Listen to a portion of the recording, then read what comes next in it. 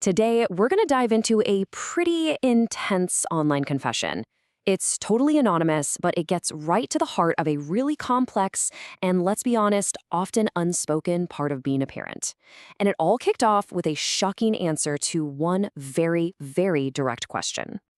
So, this is where it all started, with this post.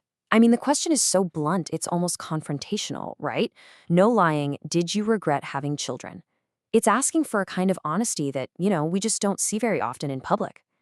And the answer that came back, wow. It was just one word. Yes. A simple word, but it's devastating, and it carries so much weight. That one word, yes, is a total shock to the system. It just makes you wonder, what's the story here? But here's the thing. The story behind that yes is probably not what you're thinking. Let's break it down. So what could possibly be the reason for an answer like that?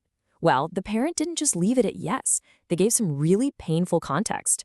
It turns out they saw their son's life as one completely empty of any joy. At the time of the original post, the son was 27 years old. He was really struggling, dealing with chronic depression, stuck in a low-paying, dead-end job, and, at least according to his parent, just felt totally lost in life, with no real path forward. The parent actually used these exact words to describe what their son was going through. I mean, just listen to that. His life is an unending continuum of unhappiness and dissatisfaction. It's just an absolutely heartbreaking thing for a parent to say. You can feel the pain in that sentence. And this right here gets to the absolute core of their initial reasoning.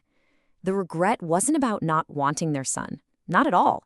It was a hypothetical, and it was coming from a place of deep empathy. Basically, if they had known their child would suffer this much, they wouldn't have wanted to put him through all that pain. The parent explained that they just had this basic assumption about life, that every living thing has at least the capacity for what the French call joie de vivre, that exuberant enjoyment of life. They just never ever imagined their own child would be an exception to that. Okay, but the story is far from over. It doesn't end there. Not even close. Almost 3 years later, the very same parent came back to that post to give an update and, more importantly, a clarification that pretty much changes everything.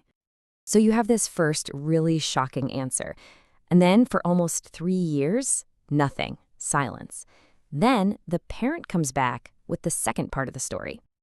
So what changed in those 3 years? Well, the parent described their son's situation as marginally better.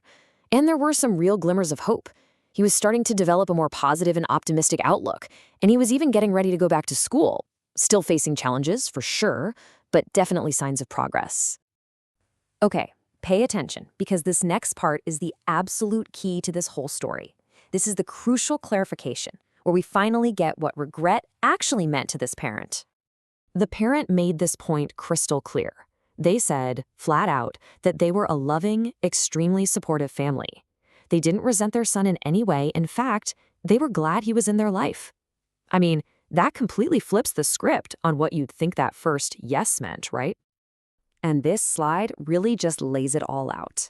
The big misconception was that this was about resenting the son's existence, about caring too little. But the reality? The exact opposite.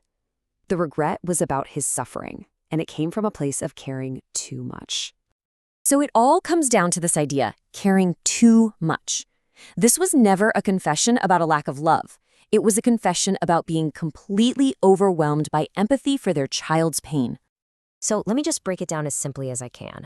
The parent was basically saying, look, if I could have seen the future and known the depth of my son's struggle with depression, I would have chosen to spare him from ever having to experience that pain in the first place. It's a regret born from protection, not from rejection. And honestly, the parent's own words sum it up better than I ever could. This wasn't a statement about the burden on them.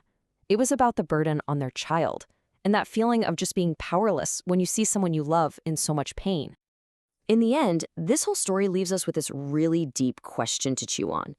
Is it possible to love someone with all your heart, but regret their pain so deeply that you wish they never had to feel it at all? It really makes you rethink the whole relationship between love, empathy, and suffering. Definitely something to think about.